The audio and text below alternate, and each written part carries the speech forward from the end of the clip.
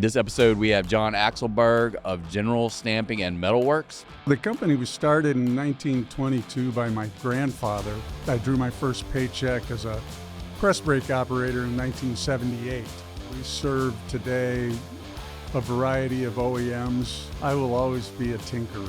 There's always a way to improve. Well, it's kind of a grand experiment, right? Yeah, it is. There's no destination. There's only the journey.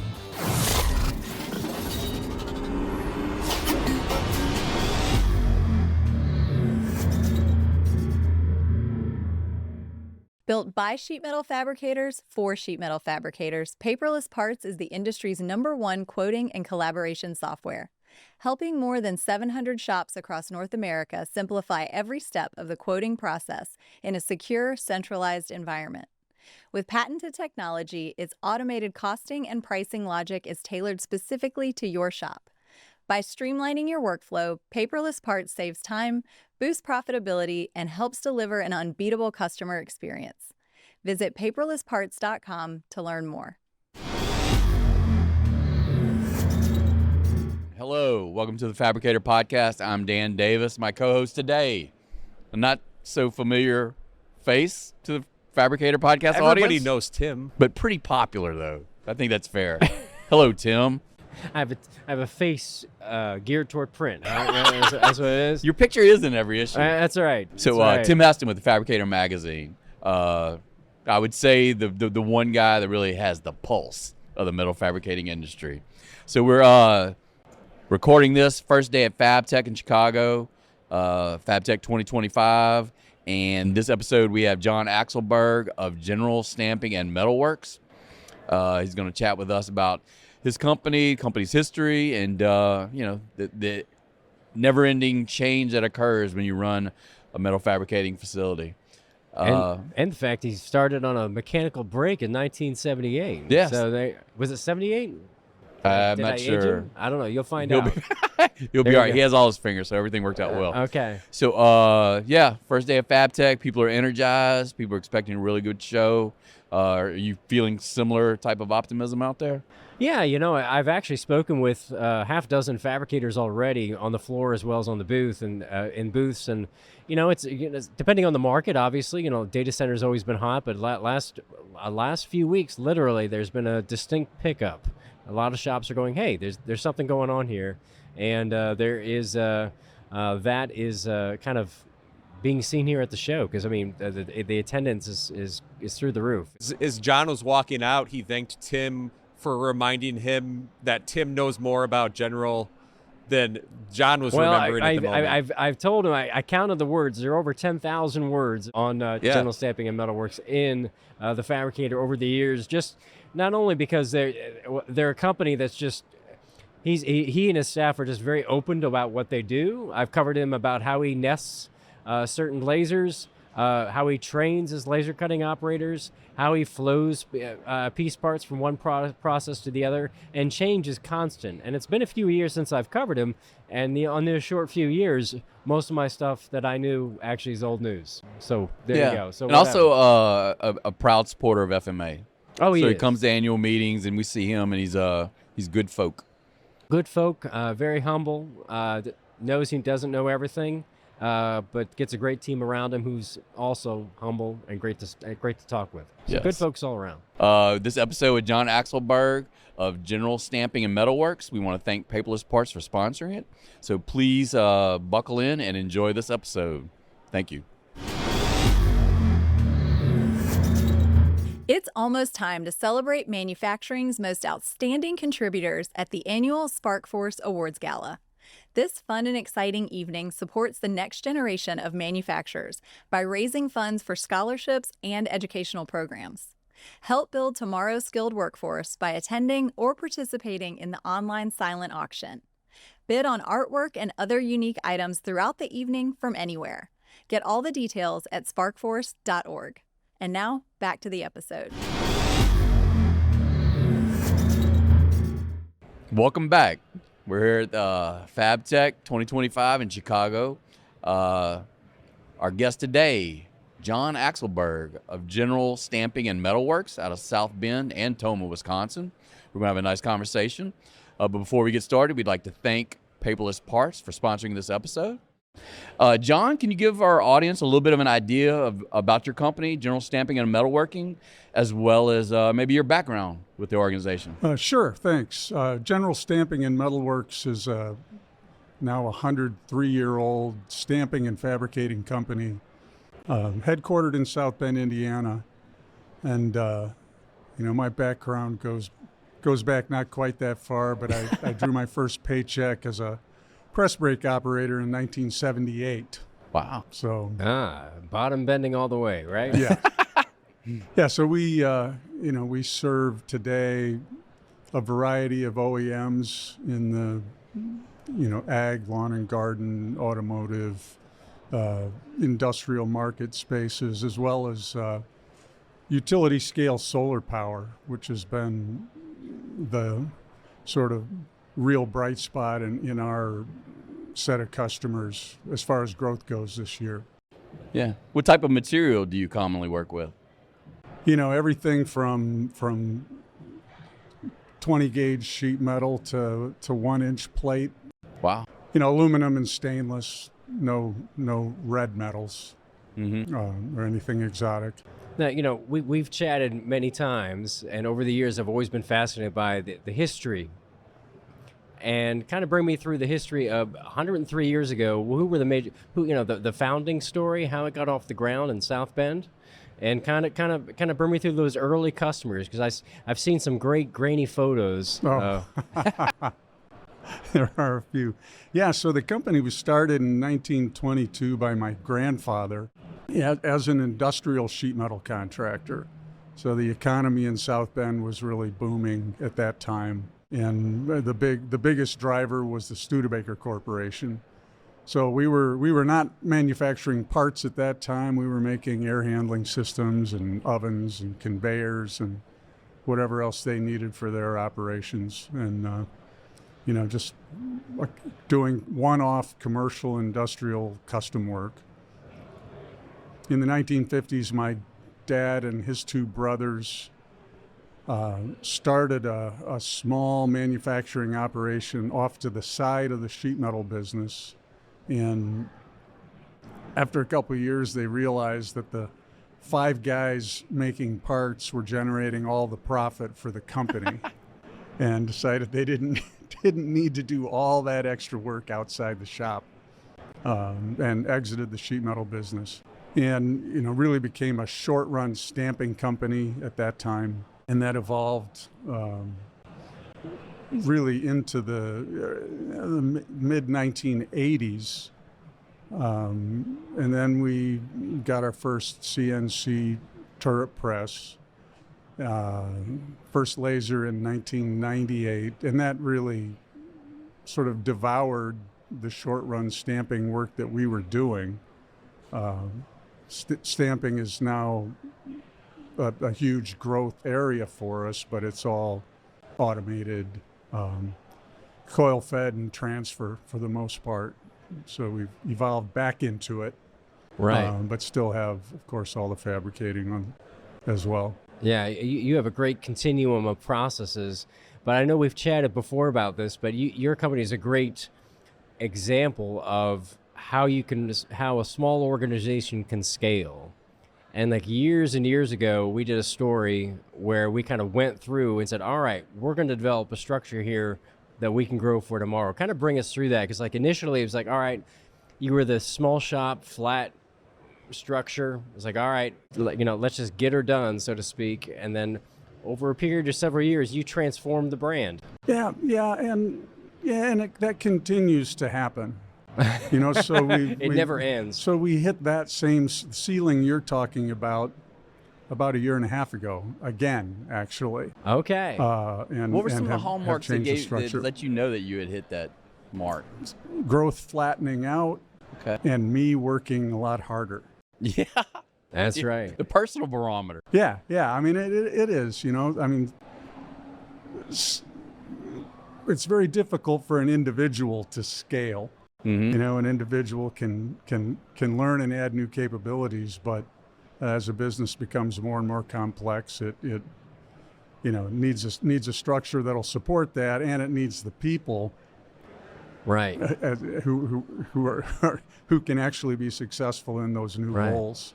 So refresh my memory. So years ago, must have been 10 years ago at this point, maybe, where you kind of separated into value, or not necessarily value streams, but product segments, right? Where you had different management structures within each. Well, yeah, we really recognize that the fabricating business, the stamping business, were different in many ways.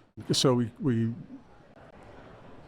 tried to dial in the fabricating side with a profiling business unit with lasers and punches, and then a forming unit, and a welding unit. Okay. And there were some advantages to that, but it also tended toward siloed mindset.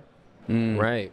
Our focus now is really on integration, undoing some of the side effects of what was a good idea at the time, but not a perfect solution. Right. But that's kind of what your organization does, right? They continue to evolve, and how are you going about that integration effort to kind of make sure people are hearing what they need to hear and communication takes place? Yeah. So I mean, what we're working on this year as a company is, I've asked our team to sort of participate in a thought experiment, imagining that every piece of equipment in our factory was unmanned. So what would our work instructions have to look like if we had to get what we do done without a human being on the end of it to interpret it? So the goal is really to just drive toward clarity, plan for every part, clearly defined process at every step, and not just manufacturing steps, but the whole business process, starting from the intake of a request for quote. And we've partnered with paperless parts in that area. Got a significant amount of automation integrated into that. And really, for years, our automation focus was on discrete processes. Well, robotic welding cells, bending equipment. Well, we can just automate what the person does here. And now we're stepping back up a layer and trying to make sure that everything that we do is automation ready. Mm-hmm. We don't know what's going to happen with AI, but the pace of development is certainly exceeding my expectations. And we think there are going to be all sorts of tools available and automation opportunities, but if our information is not up to the task, right, we won't be able to leverage them effectively. And when you say information, both front end as well as information come from the shop floor? Our estimate, we make sure that an estimate is complete enough that most of the front end engineering has already been done. Okay. By the time we send an estimate to a customer, and when that becomes a quote or an order, someone in customer service basically pushes a button, and that's pushed up to our ERP system, and it's ready. Kind of give me a before and after. Describe, say, go back 5-10 years, how orders were processed, from initial quote to when the first laser or first punch makes that first contact with the metal, and then kind of compare it to what you have today and your dream. No, I think I've kind of repressed that. It was not a continuous process. Right. There were a series of checklists that everybody who had to touch a new order would fill out to make sure that they did what they had to do. It was all sequential, so nothing in that preparation for production happened concurrently, even though there was really nothing preventing it other than our system. Right. So describe now the level of concurrent engineering that's going on, concurrent order processing. What do you push forward that wasn't pushed forward before?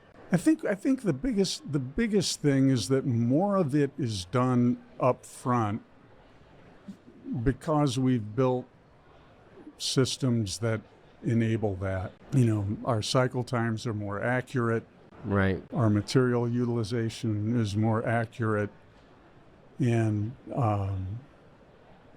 from a quality planning standpoint, the part is determined to be above a certain risk threshold. It gets a lot more attention up front from appropriate team members. Doesn't just land on the shop floor and with hey, figure this out. Yeah. Right. One of the things I caught early on is you were talking about the founders of the company and them realizing eventually all this other activity wasn't adding to profitability. I mean, even today, a lot of people don't see that. They don't make that connection in terms of what's profitable work and what's not profitable work. And to me, does that you're a little. It sounds interesting that your organization was kind of not a forerunner, but to have the knowledge of like, yeah, maybe this is not working out so. Yeah, so well, if you're afraid to cut bait when it's time to move on in this business, it's going to be difficult to last very long. The longer you wait, right? Because things change. What customers' needs change, markets change. All we do is provide a manufacturing service, really. Yeah. There is nothing that we have or do that we can convince anyone that they need. Right. It's if the need is not out there, if someone doesn't have a problem that we can solve, we're irrelevant. Right. Yeah. Well, I've often claimed that the growth of the metal fabricating industry has been it's been the offloading of headaches by the large companies. We'll let these other people figure out how to do it, and the industry has stepped up to a large part, and and now you see organizations of varying sizes that are actually incorporating tools that maybe you wouldn't have thought would have been the case 10 years from now, but due to user friendliness and price points coming down, it's kind of exciting to see metal fabricators look the part of modern manufacturing. Yeah. No, it's becoming more the norm than the exception, I think. Yeah, that's right. Now kind of bringing me through, I remember, we've chatted about this before, but, material handling was always a challenge within your facility. You're like, all right, how do we make sure that fork truck driver is always available? So kind of bring me through that story. It's a very interesting story where you kind of revamped the shop floor and said, wait a minute, now let's develop these lanes and roadways to actually have repeated, consistent availability of material handlers, I should say. And it's I can't say that it's consistent that a material handler is always available. Right. But what we've tried to do is create, at our machines, for instance, at our press brakes, each machine has 4 carts. Right. 4 lift carts, one for at the machine, which contains flat parts and finished parts. And then on the aisle, there's a cart that is there to receive an empty container or more whip, depending on. So an empty cart going out is a signal to a material handler that this machine needs attention. And we've created a buffer at the machine, so the material handler isn't needed immediately. An operator isn't waiting for parts. Right. So it's basically a Kanban signal. Like, all right, you've got a replenishment signal to. Yes, at the point of operation. Right. Although our ERP system is still, for the most part, pushing production based on a schedule. Right. Well, is there a differentiation between that? In other words, you've got the schedule, but then you've got the cart. Is there variation? I should say. No, I mean, well, the carts are just point of use buffer. Right. So that a material handler doesn't need to arrive at exactly the time that an operator needs another set of blanks, because there's already a set of blanks staged there. The material handler saw it on an empty cart that it was time for the next move. There's some configuration of the shop floor, correct? In that there's a known pattern of delivery? Yeah. Well, for instance, our press brake aisle, we have there's an aisle in the center of the department bordered by whip racks, which go up, and then the press brakes are behind the racks. You can walk underneath the racks. That's where the carts are staged.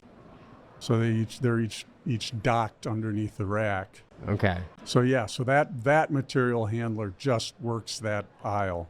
Right. It supports 15 press brakes. Right. And we chatted briefly too about the potential down the road of automating that. Yeah. So kind of bring me through your dream of the future of what the shop floor could look like. One of the things we didn't anticipate in our South Bend facility was the rapid increase in laser cutting power that came with the new fibers. So we designed the facility in 2014, and our big machine was a 6,000 watt CO2, and wow. And then we got a couple 5,000 watt fibers, which were just blazing speed. Isn't that crazy? We thought. Yeah. So the material handling system that we have there is going to have to be replaced with an integrated system. Mm-hmm. And so we've started that design process now. We're installing actually a punch laser combination machine in 2 weeks that is positioned to integrate with a linear tower system. Oh wow! So that'll be the direction we continue to go as we add or replace older machines with new machines. Right. And you have work that you can move. Now you this is your first punch laser combo? Yes. So we've had punches and transferred punched sheets to lasers. Right. Picked up reference holes with a camera and done the profiling work. But I mean, the beauty of this machine is that it'll accurately palletize parts as they come off the table, sort small parts into bins. So you mentioned earlier asking your employees to figure out a way that they would do things in the future. Is this kind of an example of what you're hoping to get to? They've been asking for this for a couple of years. Yeah. Yeah. Yeah. But we're really looking at the things we're asking people to do that don't add any value for our customers. And, picking parts out of laser cut skeletons doesn't add any value. Nobody's paying us for that. Right. So we're looking, really exploring some different avenues for eliminating that thankless job. Yeah. Eliminating, I'm sorry, what? Part separation. Oh, yeah. At a laser. Oh, yeah, the denesting process. Yeah. What you of automating, even in high mix, right? So. Oh yeah. And that's kind of the future, and we'll see what happens there. So, but kind of take us back to your time. You started on a mechanical brake. Yeah. Yeah. I'm like, all right. Started on a Dyson Crump mechanical press brake, standing on one leg all day long because we were bending large parts that would whip, and the only way to control the speed of the ram was to feather the clutch. So, yeah, I mean, It's hard to believe I stuck it out. That's But, right. How long did you actually have to sit in front of a break like that? I was a little more athletic then. How long were you in front of a break like that? I just that was my summer job. Okay. Right. In between semesters of college, Yeah. and then after I graduated, I came in as an estimator. Gotcha. Do you still have that break in the facility? No, Well, no. I asked. You said it's important to kind of make I those know, you decisions, gotta- but sometimes, No, no. nostalgia is an incredible force. no. We try not to keep any sort of standing OSHA violations anywhere in our factory. Ocean. Yeah. Yes. And, to this day, mechanical brakes frighten me. I'm sorry. But Yeah. they do. Yeah, well, it's a nice. I mean, it's a nice chunk of metal. That's for sure. It captures my attention. You'd be surprised the number of shops that still use them for like that one job. You know what I mean? Well, For the yeah. one job that comes along every now and then. And they got Likers on now, but Right. Yeah. Right. back in the day. So are you amazed at how far press brake technology has come? Reflecting back on those Oh, yeah. days. I mean, it is incredible. It seems like they get better every year. Something is improved. We just bought a new Trump 5320, Yeah. and the accuracy in large, thick parts is just Yeah. staggering. Yeah. So let's get back to your to how you scaled and built your structure. You mentioned a year and a half ago you did another revamp. So kind of bring us through. All right. What was going right? What wasn't going right? And why did you change it? Well, I think as a as a business leader, I noticed that my batting average was not improving Right. and was probably going the other way on decisions that I made. So I put together a board of outside advisors, which we had never had, which was a huge help. I mean, it was just, now it's not all on my shoulders anymore. I've got people to help me make these decisions who can bring some perspective to the organization from the outside. And that was huge. And then, I realized, hey, I was 62 years old at the time, and realized that, we had customers who were concerned about that. What's going to happen to GSM next? What would happen if something happened to John? Mm-hmm. So I realized that I needed to be able to step back. Right. And started a search for a president, and John Marshall from our board, threw his name in the hat. How did you develop that initial outside board? It was a friend of mine who was a commercial banker, Okay. and had been a friend since high school. And I said, hey, I think I need to do this. And he said, well, I think you might want to talk to John Forbes. I think he could help you. Okay. And that's how it started. Basically, something I'd been thinking about for 10 years, and it started by me just taking the first step, Mm-hmm. and went from there. Yeah. Awesome. Did you find it a challenge to find the right mix of experience for that kind of advisory? Actually, no. Okay. It came together really fast, and just through a few industry connections and some great timing, had the whole group together in like 3 months after I No started. kidding. Wow. Yeah. I asked that because I remember talking with this one young fabricator who had his mentor was somebody in the commercial lending industry, and providing him with some basic business knowledge. But then as the relationship grew on, the person from outside the fab industry is realizing just how complex the fab industry is, and it's not straight manufacturing. There's a lot more variability and complexity to it. So to find you with that comfort zone, what do you lean on from those people that are now kind of acting as your sounding board? What do they offer you? Not with tactical stuff. Yeah. It's and they're not technical manufacturing people. Right.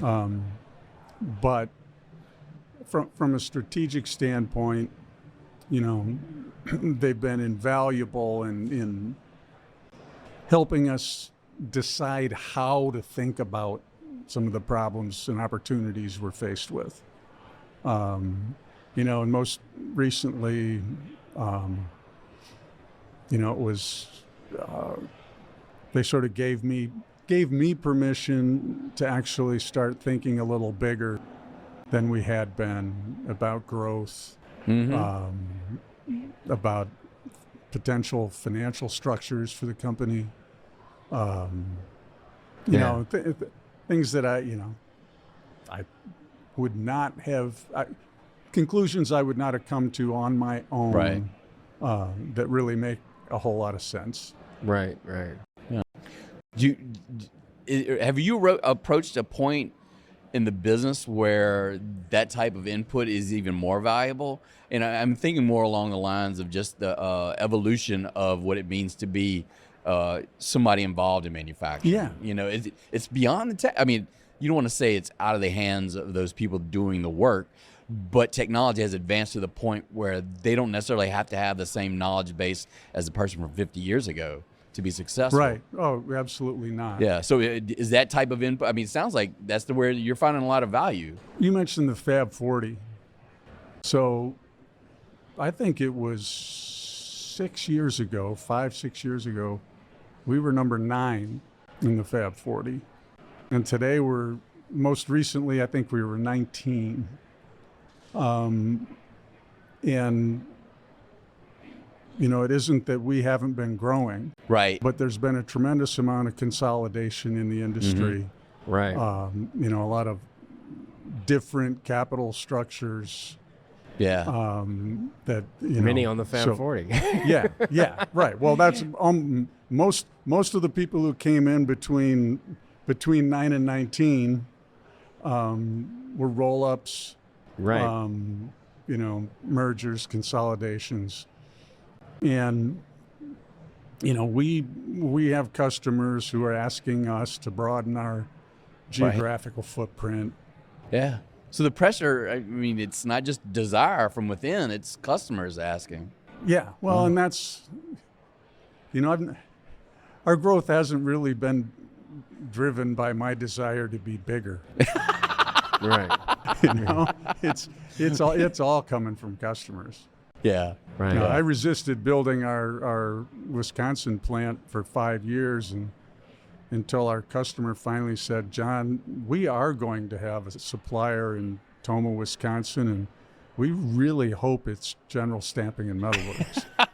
Yeah. I thought, well, okay, I guess we better do this. I love the better than late decision making. Yeah, there you go. I totally relate to that. I know.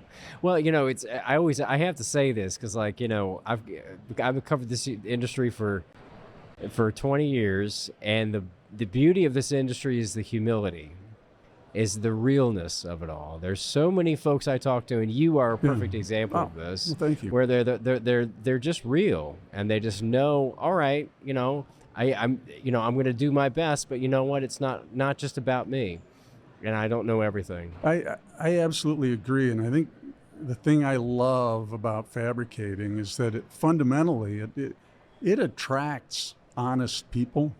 Mm-hmm. Because it's one industry where smoke and mirrors get you absolutely nowhere. Yeah. Right. At the end of the day, you have to put something on a truck, and it has to be right.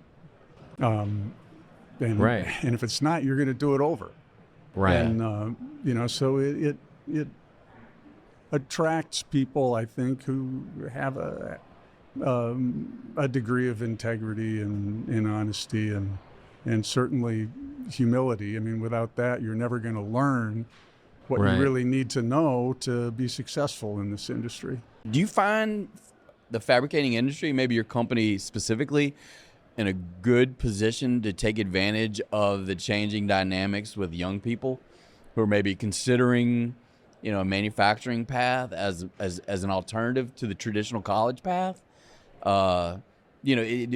Tim's comment strikes me as being, the father of two kids, and I have enough experience knowing that sometimes landing with that small to mid-sized organization where it's being led by somebody that knows the employees' names, it might be not in terms of maximizing material wealth right from the beginning, but your ability to get develop skills and also maintain longer term employment, at least with those type of organizations.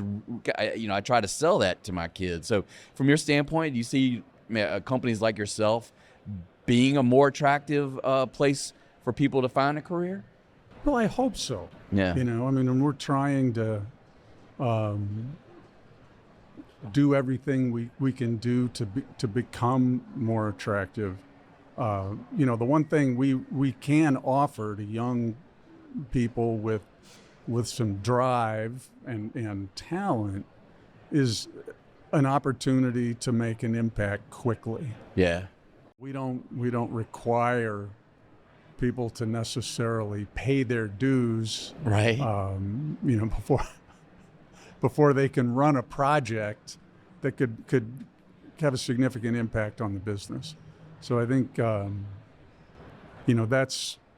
that's exciting to a certain type of person. Mm-hmm. You're gonna have responsibilities right up front, and we do provide a lot of education funding, support the Spark Force program and through the FMA Foundation, and we built a beautiful factory. It really is a nice environment, lots of natural light. The architecture is very human oriented. Mm-hmm.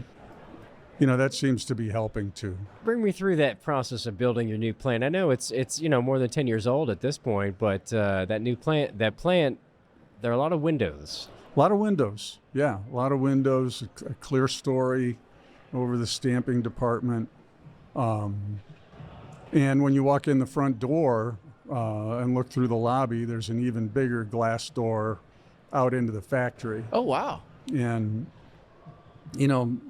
that's a statement, really, that, this is what's important, what happens out here in the factory.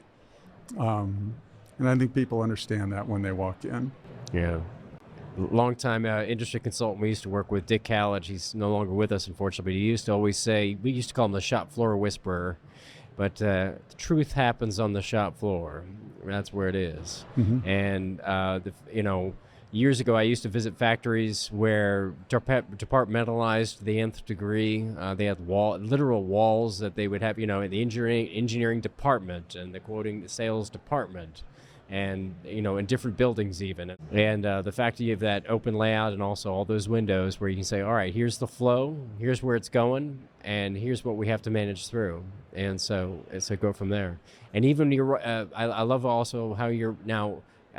This may be out of date, but your raw material is very compact, right? And did you change how your raw material was stored right prior to? No, it's all in the high density systems. In the high density system, yeah. On the sheet side, yes.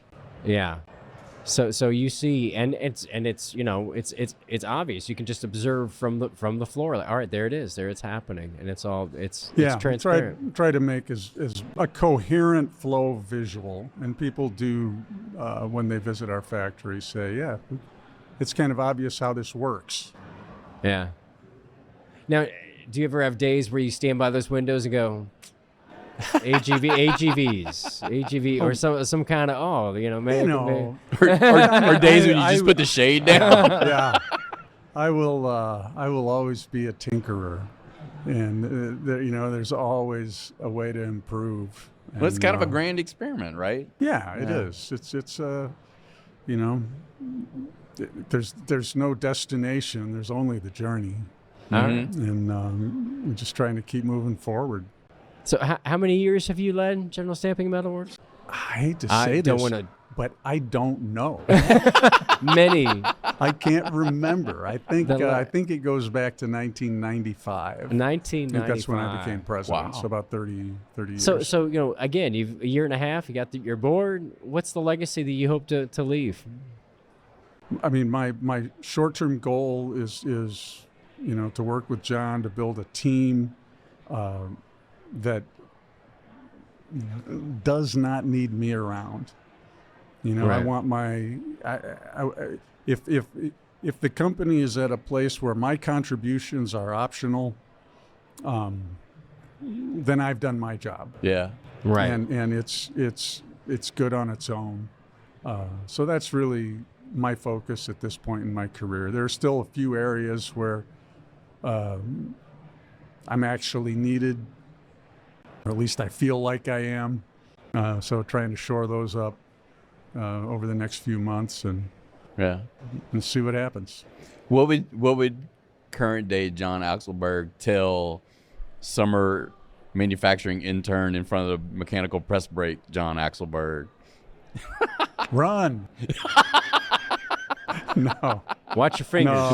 Yeah. You look like you did well. I knew that. Yeah. No. I've had a wonderful time in this industry. And I realized how much it meant to me during COVID, when there was no fab tech, when I was not visiting customers, I was not going to events. It's like, man, I've just been cut off from 70% of my friends. Yeah. And that's how this industry has really come to feel for me. Yeah. And I guess if I were to give myself a bit of advice, it would be, when I'm got to work at 7 a.m. and I'm still trying to solve a problem at 12:30 a.m. Go home, kid. You're not gonna think any more clearly at 1:30 than you are right now. It will be there for you. That's fun. I would have probably lived Very a little more balanced life in my Yeah. 20s and 30s, but I wouldn't have changed many other things. Well, it's a good deal. You're in a good place. Hopefully, I think General Stamping and Metalworks in a good place. Yeah. So, yeah. Absolutely. Business is strong. We've got a great team. And yeah, it's an exciting industry to be a part of. it is, No doubt. for sure. Thanks for joining us today, John. Tim, thanks for sitting in. Oh, thank you very much. If you have any comments or suggestions, please send them to podcast@fmamfg.org. We appreciate your listening, and we also appreciate Paperless Parts for sponsoring this episode. Thanks, John. Thanks, Tim. Thank you. Thank and you. Goodbye.